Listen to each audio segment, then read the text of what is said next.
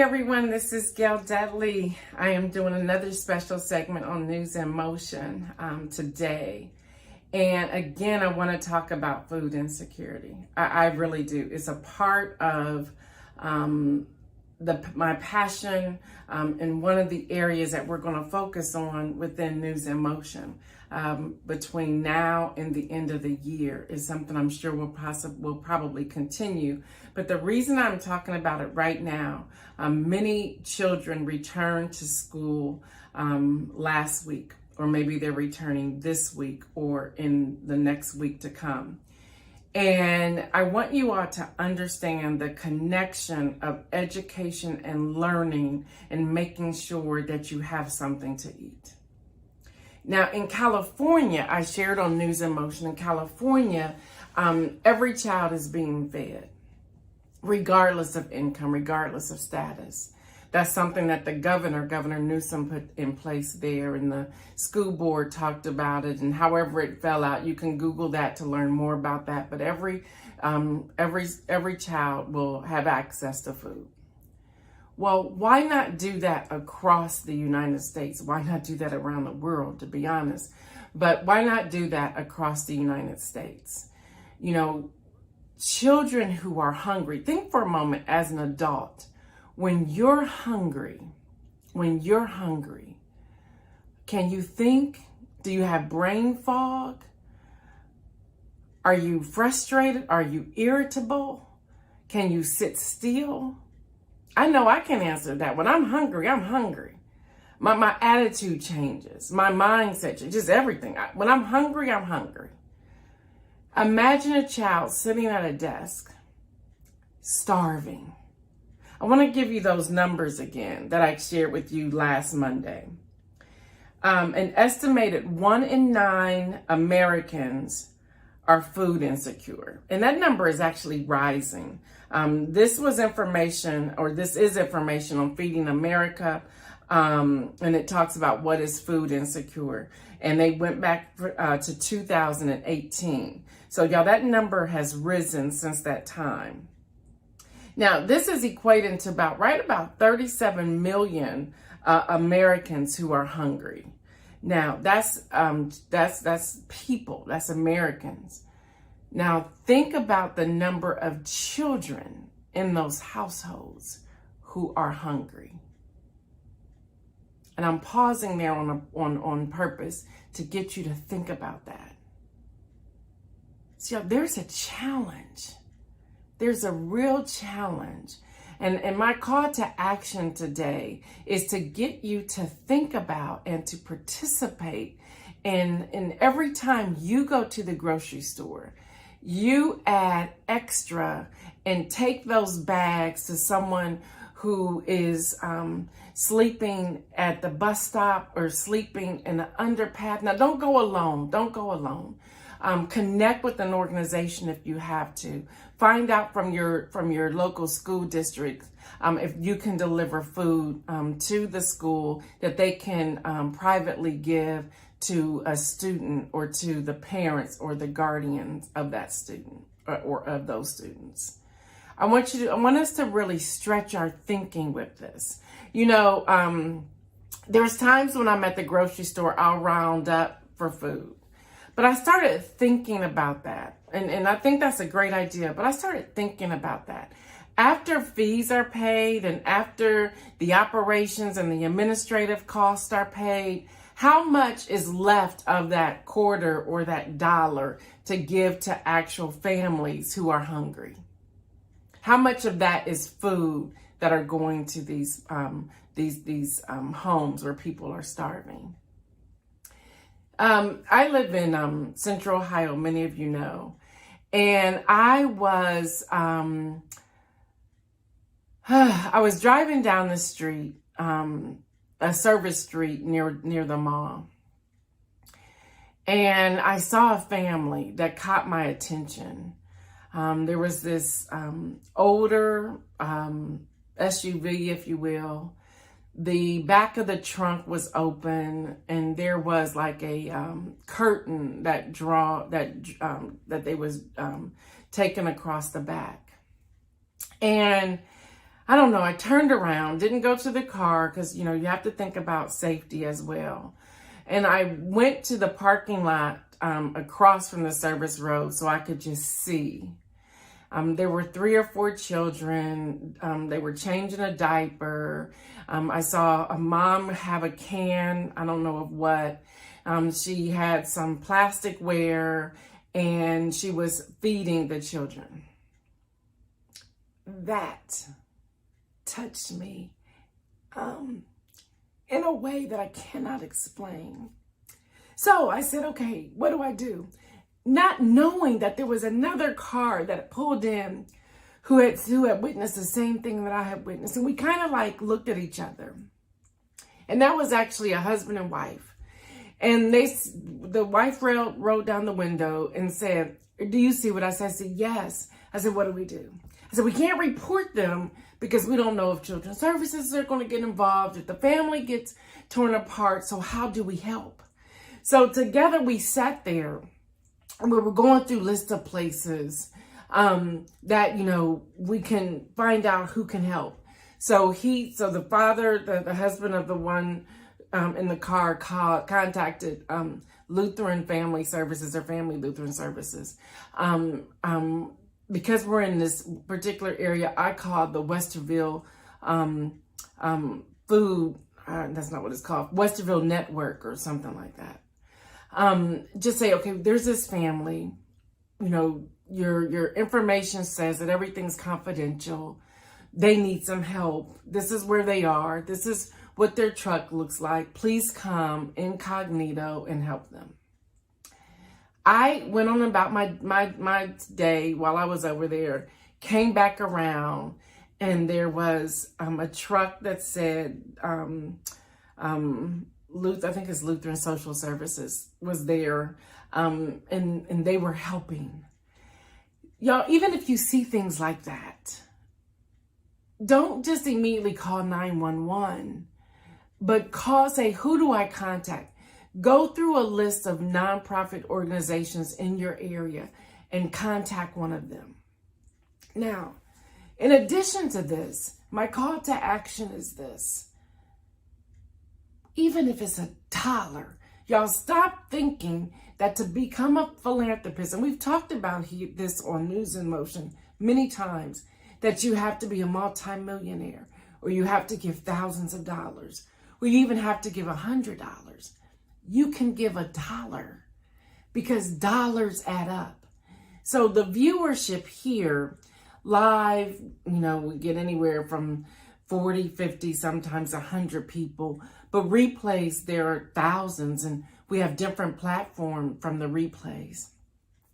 So just imagine if just from the replay, if 1,000 of us were to sow a $1 to an organization collectively, the difference that it would make.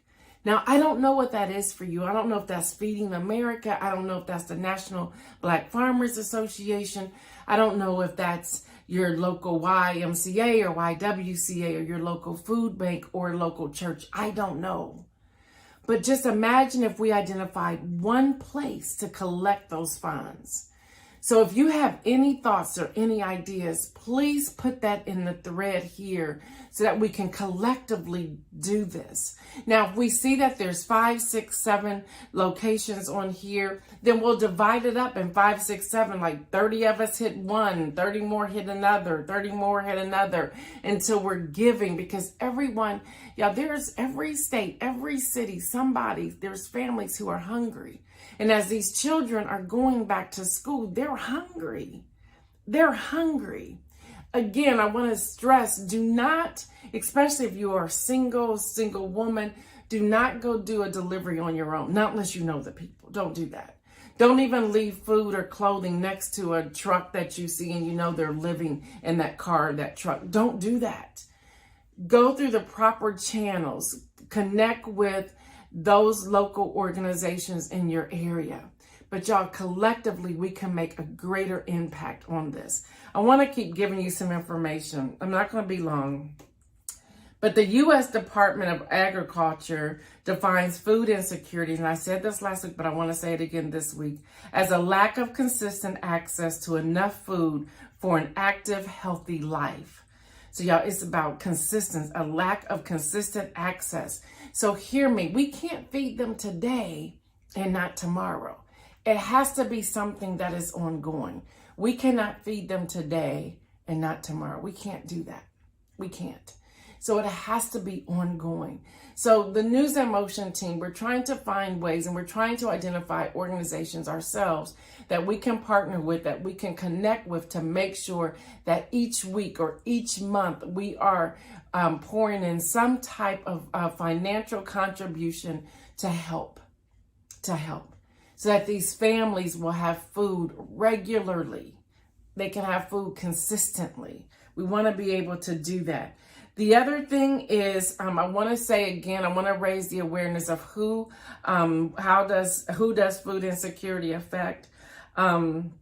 Seniors, children, rural communities, African Americans, and Latinos. I'll say that again. Seniors, children, rural communities. Y'all, we got to also think about these rural communities.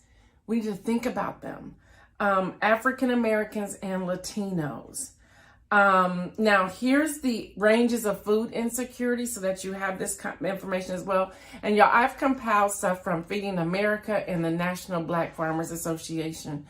So that's where I'm coming from. But you can find a lot of this on Feeding America, or you can go to, again, National Black Farmers Association. Y'all, high food security. Households had no problem or anxiety about consistently accessing adequate food. So these are people who have, these are those of us who eat regularly. These are those of us who throw away food. Yeah, that's high food security. People who throw away food. That's us. Okay, I'm in that camp. Okay, which means I'm gonna start looking at that differently. So if I'm throwing away food, I'm consuming too much, and I need to help somebody else. Marginal food security. These are households had problems, or they had some problems or anxiety at times about access adequate food, but the quality, variety, and quality of their food were not substantially reduced. Low food security. These are households reduced the quality, variety, and desirability of their diets, but the quality of food intake and normal eating patterns were not substantially disrupted. Very low food insecurity. At times during the year, eating patterns of one or more household members were disrupted and food intake reduced because the household lacked money or other resources for food. So there's 4 categories there. Very low food security, marginal food security, and high food security. Again, anybody, if you're wondering where do you stand, if you're throwing away food, you're in high food security. You have excess. I went through my food pantry the other day and noticed all these expiration dates. And I know there's people who say you don't have to necessarily throw it away with expiration dates, but I saw some old expiration dates. So if I've had, and I had a lot of things from Thanksgiving of 2019, 2020, I don't have anybody, 2019. So 2019, where I did double bread stuffing, double gravy, double cranberry sauce, double corn, double whatever. I had cans of stuff in there that had expired. When I went to throw that away, I thought, how disgusting is this? When I could have fed 2, 3, or 4 other families. I want you to think about that. So that's high food security.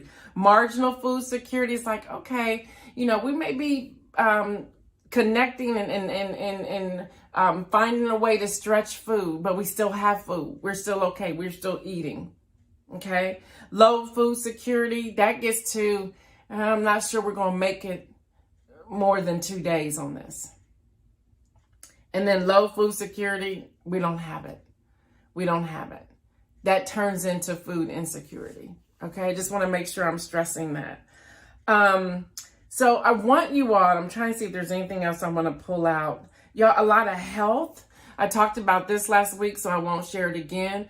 But think about those with chronic heart disease, diabetes, cholesterol issues, insulin levels, people needing to take medication, and they don't have any food to eat. We have to also think about that as well.